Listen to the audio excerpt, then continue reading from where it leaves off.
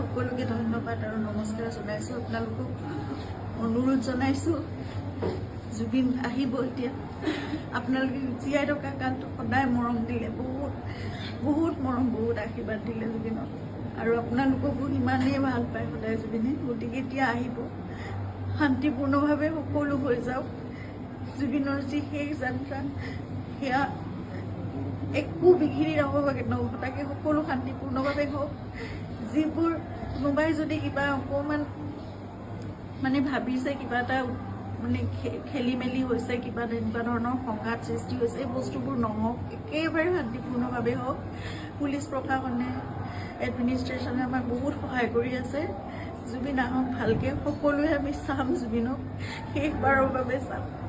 আৰু জুবিনৰ লগত আমাৰ নিজৰ ভাইৰ নিচিনা চিন্তা সদায় আৰম্ভণিৰ পৰা 2020 চনত আপোনালোকে জানে, যেতিয়া খুব ডাঙৰ এটা মেচিভ এটেক হৈছিলে চিজাৰ, সেইখিনি সময়ত আমি ইয়াত ট্ৰিটমেণ্ট কৰি আকৌ বম্বে লৈ যাব লগা হৈছিল। ক'ভিড আহিল, সকলো বন্ধ, নিজৰ জীৱনকো বিপন্ন কৰি বাহিৰলৈ ওলাই খোৱা বস্তুৰ যোগানৰ পৰা আদি কৰি সকলো বস্তু চিন্তাৰ্থে কৰিছিল। তেনেকৈ ভাল কৰি জুবিনক আমি ক'ভিডৰ এই লকডাউনৰ মাজতো বাছেৰে ঘূৰাই আনিছিল।